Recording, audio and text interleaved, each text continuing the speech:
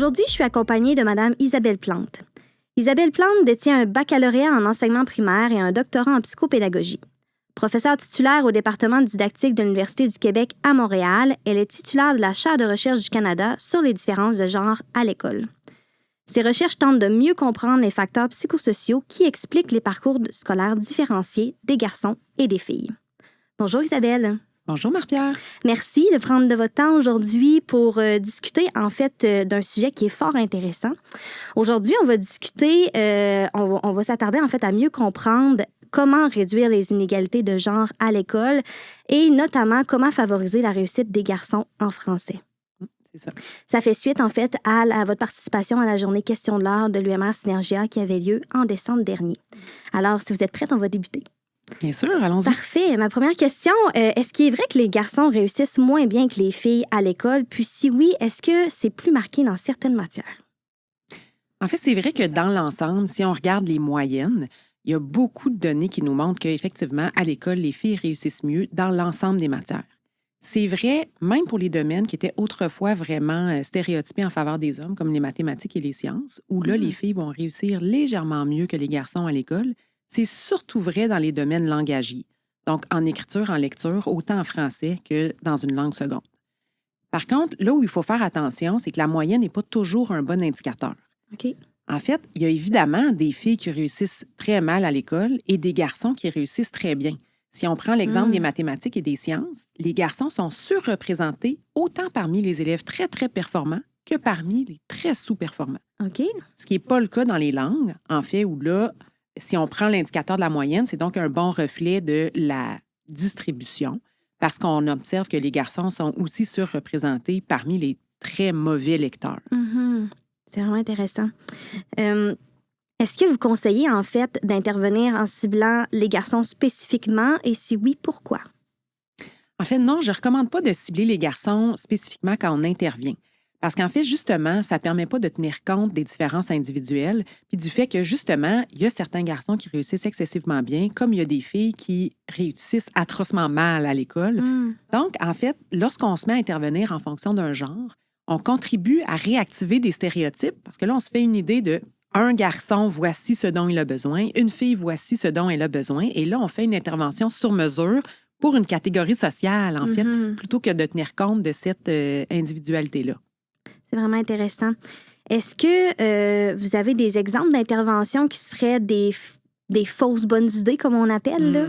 Oui, malheureusement, il y a quand même beaucoup d'interventions parce que c'est tentant, en fait, d'intervenir selon un groupe de genre. Une fois qu'on observe une différence moyenne, bien, on se dit, bon, mais là, on va proposer des interventions ciblées comme celle-là. Selon mon expérience, il y a 2 idées qui reviennent vraiment fréquemment. D'abord, l'idée de la mixité versus non-mixité des groupes. En fait, on a comme constamment cette idée que si on faisait des groupes de garçons, bien, on serait mieux capable de répondre à leurs besoins. Puis en fait, bien, à nouveau, bien, ce qu'on fait avec cette idée-là, c'est qu'on fait une catégorie sociale, puis là, on propose des interventions qui sont très ciblées, puis qui sont finalement très stéréotypées pour les garçons ou pour les filles.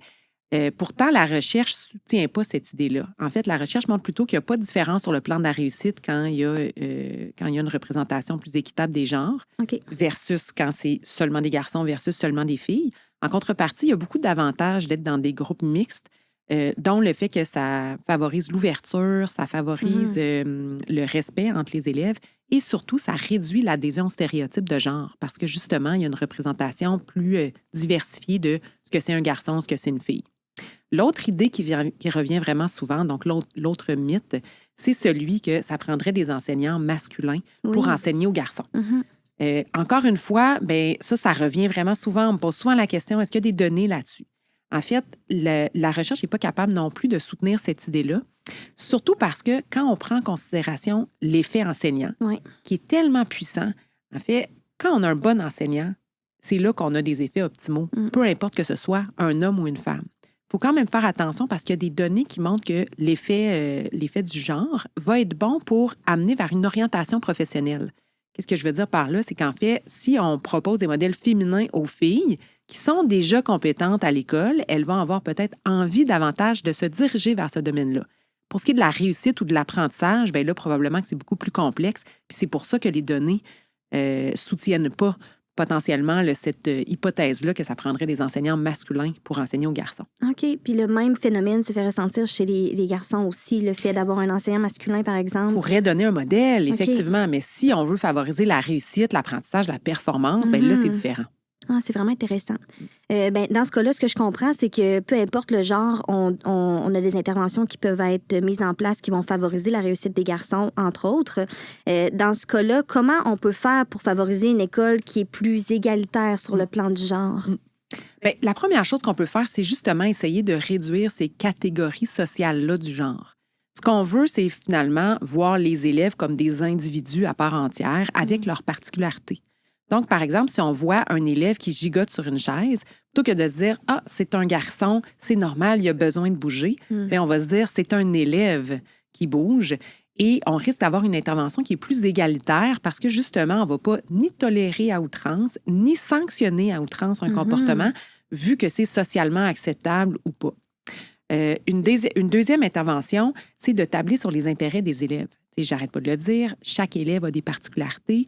Il y a beaucoup de différences entre les garçons eux-mêmes. Dans le fond, à travers le genre garçon, il y a évidemment plein de particularités. Donc, ce qu'on veut, c'est tabler sur les intérêts individuels des élèves. Puis, on sait que les intérêts, ce sont des leviers puissants là, pour favoriser la motivation, l'engagement, éventuellement la réussite.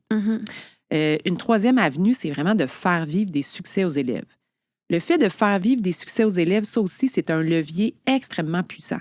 Un élève qui réussit va éventuellement développer un bon sentiment de compétence, se sentir efficace à l'école, développer des intérêts. Donc, ce qu'on veut, c'est leur faire vivre des succès. Facile à dire, mais pour les élèves en difficulté, c'est un enjeu. Ils vivent moins de succès que les autres. Donc, notre rôle comme enseignant, si on veut susciter leur engagement, leur motivation, c'est justement de potentiellement séquencer la tâche pour être capable de leur faire vivre des succès, pour ensuite pouvoir les maintenir engagés, puis faire en sorte qu'ils finissent par réussir comme les autres. C'est très intéressant. Est-ce qu'il y a certaines périodes qui sont plus propices que d'autres pour intervenir? Et si oui, lesquelles ce seraient? Oui, effectivement, on peut en fait utiliser les données à propos du décrochage scolaire qui nous montrent qu'il y a quand même certains éléments à certains moments clés du développement du jeune, soit de l'enfant ou de l'adolescent, qui vont être des précurseurs super importants. Puis, comme évidemment ici, on parle des élèves en difficulté, où il y a davantage de garçons que de filles, bien, on peut en fait cibler ces périodes-là et ces indicateurs-là comme piste d'intervention super pertinente. Moi, je pense qu'il y a trois éléments là, dont on peut particulièrement tenir compte là, pour limiter le décrochage, puis donc assurer la persévérance de ces jeunes-là. La première chose, c'est la fluidité en lecture. On sait qu'un élève qui a des difficultés à lire, au fur et à mesure qu'il va persévérer dans son parcours, ça va devenir vraiment une limite pour les apprentissages subséquents, en fait. Puis on sait qu'à partir de la 5e année du primaire, il y a comme un point tournant, là, en fait, vers j'ai envie de dire, au 3e cycle du primaire, il y a un point tournant. S'il n'y a pas un certain niveau en fluidité de lecture qui est atteint, ça va être très difficile pour le secondaire de maintenir sa persévérance parce que les difficultés vont être trop grandes. Donc, en fait, ce qu'on veut d'abord, c'est assurer un bon dépistage pour les élèves qui sont à risque d'avoir des difficultés en lecture dès le préscolaire. Puis surtout, intensifier nos efforts au 1er, 2e cycle pour atteindre ce fameux niveau-là. Le deuxième élément, le deuxième indicateur, c'est les capacités socio-émotionnelles puis les comportements là, des élèves qui sont extériorisés, qui sont là aussi des grands facteurs de risque du décrochage. Donc, ici, l'idée, c'est, dès le bas âge, à nouveau, d'identifier les élèves qui ont une capacité socio-émotionnelle plus faible pour être capable d'identifier les efforts. Là, on est vraiment plus chez les jeunes enfants. Puis ensuite, au fur et à mesure qu'ils progressent au primaire, c'est de faire de l'enseignement socio-émotionnel vraiment plus systématique. Finalement, le troisième point tournant, c'est vraiment davantage au secondaire. Une fois qu'ils arrivent au secondaire, les jeunes, malgré certains facteurs de risque, il y a quand même beaucoup d'individus qui vont persévérer, puis d'autres, pour les mêmes facteurs de risque, qui vont décrocher. Un des éléments qui va distinguer les deux groupes, c'est qu'ils vont avoir des événements marquants dans leur vie ou des points tournants. Ces événements-là, souvent, surviennent peu de temps avant la décision de décrocher. Ça peut être, par exemple, une rupture amoureuse, ça peut être un conflit, ça peut être un problème même avec la police. Ça peut être, en fait, un gros échec, un fort échec, de l'intimidation. Tiens, on voit un peu là, ce type d'événement-là qui se produit. Puis là, ce que ça fait, c'est que le jeune en question va cesser de venir à l'école quelques jours, puis à un moment donné, le rattrapage va être trop difficile, puis il va choisir ou elle va choisir d'abandonner. Donc, l'idée, c'est de vraiment intensifier nos efforts pour être capable d'identifier quand un jeune vit un moment marquant comme ça, d'être capable d'intensifier nos efforts pour, dans le fond, le maintenir là, sur les bancs d'école pour qu'il persévère jusqu'à l'obtention de son diplôme. OK. Puis, en ce sens, quand on observe, par exemple, quelques jours d'absence chez un élève, qu'est-ce que devrait faire l'école? Est-ce qu'on doit appeler à la maison? Qu'est-ce qu'on devrait faire? Y a-t-il des pistes d'action? En fait, oui, c'est ça qu'on observe, c'est que souvent, un petit coup de téléphone, d'être capable de dialoguer avec la personne, ça peut faire la différence entre, bon, ben là, je reviens plus à mes cours, je sens que la marche est trop haute, versus, oui, OK, je vais donner un petit effort supplémentaire. Il y en a chez qui ça ne fonctionnera pas. Mais comme on sait que c'est un moment qui est vraiment charnière, ben oui, ça peut valoir la peine de faire... On est vraiment dans l'intervention ici très individualisée. Oui. Là. C'est pas comme un message au grand groupe, c'est vraiment de cibler les élèves lorsqu'on l'observe, d'être capable de voir ces données-là aussi en temps réel. Parce que souvent, on le voit là, à travers le portail même d'absence puis de présence. On voit que le jeune tend à s'absenter. Puis là, on peut intervenir à ce moment-là. Donc, c'est super important d'intervenir dans ces périodes-là, c'est ce que je retiens.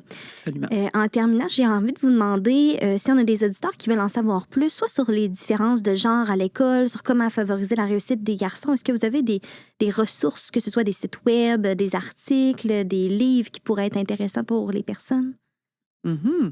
Bien, en fait, il y a une super belle ressource qui existe au Québec qui s'appelle Kaléidoscope.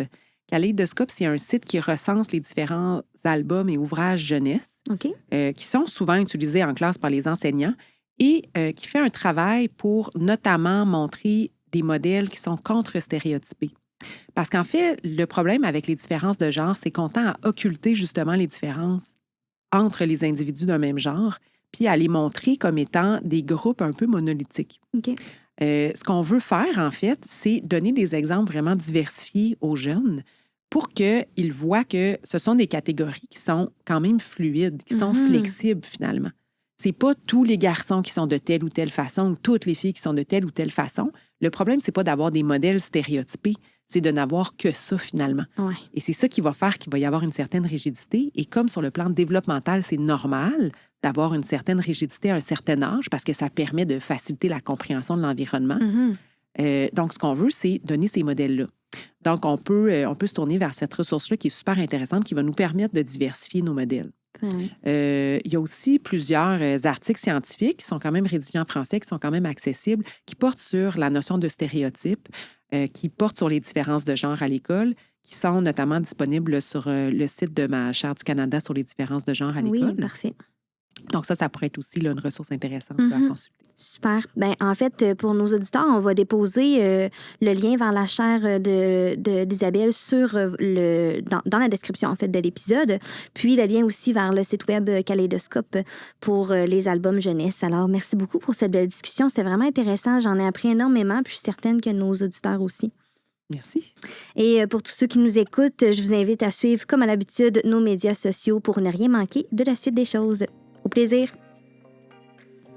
Ce balado est une production de l'unité mixte de recherche Synergia, fondée en partenariat avec les centres de services scolaires de la capitale, des découvreurs et des navigateurs et l'Université Laval. Nous remercions aussi les productions Upawa qui nous permettent de vous offrir une expérience auditive sans égale.